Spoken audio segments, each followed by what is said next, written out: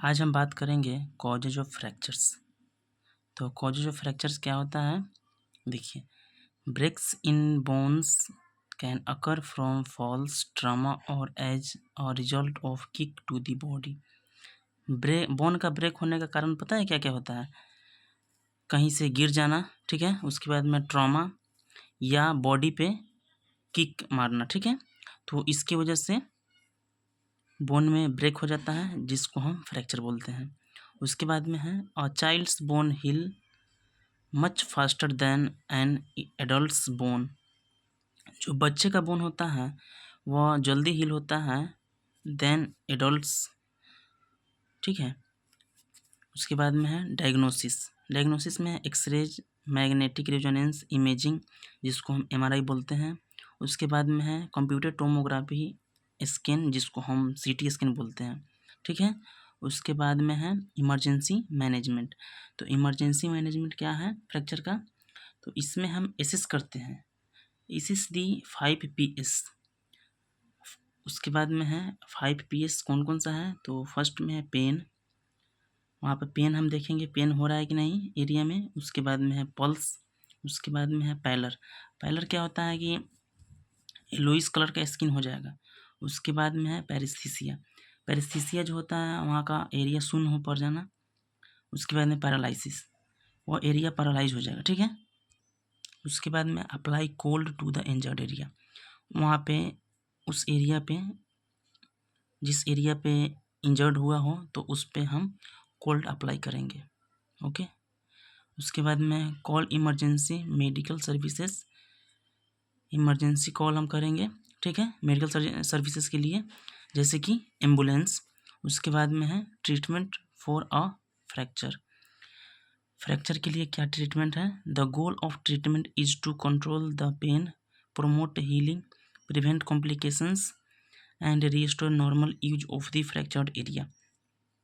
तो ट्रीटमेंट का गोल क्या होगा कि हम पेन को कंट्रोल करें, उसके बाद में हील, प्रोमोट हीलिंग, यानी कि हील, बोन जो फ्रैक्चर हुआ है उसको हम हील करने में मदद करें।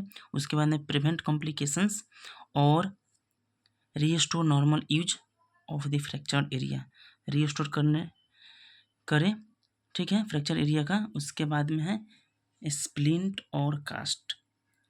स्प्लिंट और कास्ट में थोड़ा डिफरेंस है, लेकिन स्प्लिंट और कास्ट यह जो है यूज होता है फ्रैक्चर बोन के लिए, ठीक है। तो जानते हैं हम कि स्प्लिंट और कास्ट क्या है।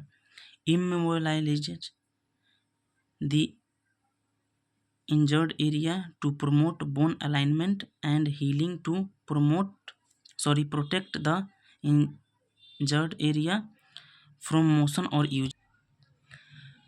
इंजर्ड जो एरिया है तो उसको हम मोबिलाइज ना होने दें, ठीक है, उसको बांध कर रखें।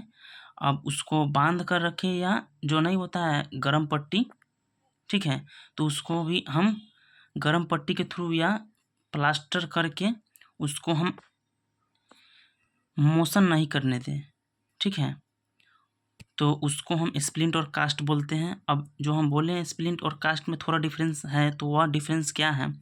जो कास्ट होता है उसको हम, तो कास्ट जो होता है ना, तो उसको हम जिस एरिया में फ्रैक्चर हुआ है तो उसको हम प्लास्टर कर देते हैं। और स्प्लिंट जो होता है वह एक बैग बेल्ट टाइप का होता है, जो कि हम वहाँ पर लगा देते हैं और वह मूवमेंट नहीं होने देता है, उसको इमोबिलाइज करके रखता है, ठीक है।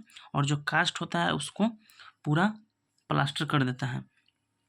तो जो कास्ट होता है उसको हटाने के लिए कटर या ब्लेड का इस्तेमाल किया जाता है, और स्प्लिंट जो होता है तो उसको हटाने के लिए कटर का या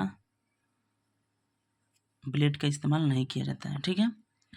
और उसके बाद में है फंक्शंस फॉर इमोबिलाइजेशन, यह इमोबिलाइज कर देता है, ठीक है, मूवमेंट को। उसके बाद में है मेंटेन्स बोन अलाइनमेंट, ठीक है। उसके बाद में है prevents muscle spasm. Muscle spasm क्या है? मान लीजिए कि मोच आया हो तो उसको भी हम स्प्लिंट के थ्रू हम उस मसल स्पाज्म को हम रोक सकते हैं, ठीक है। नेक्स्ट देखते हैं। अब टाइप आ गया, आर्म कास्ट शॉर्ट, उसके बाद में leg cast short, walking cast, body jacket cast, spinal injuries, उसके बाद में hip spica cast, femoral fractures, double hip spica cast. अब देखिए आर्म कास्ट शॉर्ट, मान लीजिए किसी का अगर हाथ टूट गया है, ठीक है, तो उसको हम आधा अगर करते हैं तो उसको बोलेंगे आर्म कास्ट शॉर्ट, ठीक है। अगर पूरा हाथ में करते हैं तो उसको बोलेंगे आर्म कास्ट लॉन्ग, ठीक है। उसी तरह पैर में भी अगर आधा करते हैं तो उसका हो जाएगा लेग कास्ट शॉर्ट, अगर फुल करते हैं तो उसको बोलते हैं लेग कास्ट लॉन्ग, ठीक है। अब नेक्स्ट है मटेरियल्स, वह क्या क्या चीज़ से बना होता है, तो है जिप्सम, CaSO4 क्रिस्टल्स, स्टोकोकाइनेट, उसके बाद में है स्टोकोकाइनेट क्या होता है, या प्रिवेंट करता है इरिटेशन को, उसके बाद में लेड पेंसिल या मार्क करने के लिए एरिया को, उसके बाद में बेसिन ऑफ वाटर, तो वाटर क्या क्या हो सकता है, वार्म भी हो सकता है, कोल्ड भी हो सकता है, ठीक है। अब देखिए स्प्लिंट और कास्ट के थ्रू भी तो हम उसको ट्रीटमेंट किए, ठीक है, उसमें दवा भी तो जरूरी चाहिए, विदाउट दवा का ठीक नहीं हो सकता है ना, तो उसके लिए मेडिकेशन हम करेंगे फॉर पेन कंट्रोल के लिए, ठीक है। तो उसमें कौन सा ड्रग हम देंगे, NSAIDs यानी कि non steroidal anti inflammatory drugs का हम यूज करेंगे, ठीक है।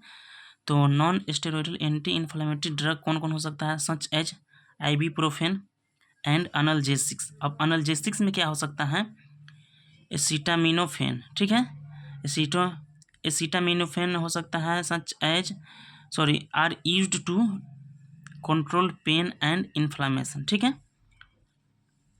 तो ये ड्रग हम यूज करेंगे पेन को कंट्रोल करने के लिए और इन्फ्लामेशन यानी कि स्वेलिंग के लिए, ठीक है। उसके बाद में है ट्रैक्शन। अब ट्रैक्शन क्या है, तो देखिए the application of a force to stretch certain parts of the body in a specific direction, जिस एरिया पे फ्रैक्चर हुआ हो या बोन ओवरलैप हो गया हो, ठीक है, या इंजरी हुआ हो, तो उस एरिया को हम स्ट्रेच करते हैं, ठीक है। अब स्ट्रेच किसके थ्रू करते हैं, तो वह हो सकता है traction consist of pulleys, strings, weights and a metal frame. उसको हम पुलेज कर सकते हैं, उसके बाद में है स्ट्रिंग कर सकते हैं, वेट कर सकते हैं, उसके बाद में मेटल फ्रेम अटैच कर सकते हैं ओवर और ऑन दी बेड के ऊपर, ठीक है। और एक स्पेसिफिक डायरेक्शन में करेंगे, ना कि इधर उधर खींचेंगे, ठीक है। उसके बाद में है principles of traction. The client should be in dorsal और सुपाइन पोजीशन, जो क्लाइंट होगा उसको हम डोर्सल और सुपाइन पोजीशन में रखेंगे, ठीक है। For every traction there is always a counter traction, जो भी हम ट्रैक्शन देंगे उसको हम काउंट करके देंगे, ठीक है। अगर डॉक्टर प्रिस्क्रिप्ट किए हैं 5 या 6 तो हम उसको 5 ही और 6 ही देंगे, ना कि 7 और 8 दे दें, ठीक है। Thank you so much for watching.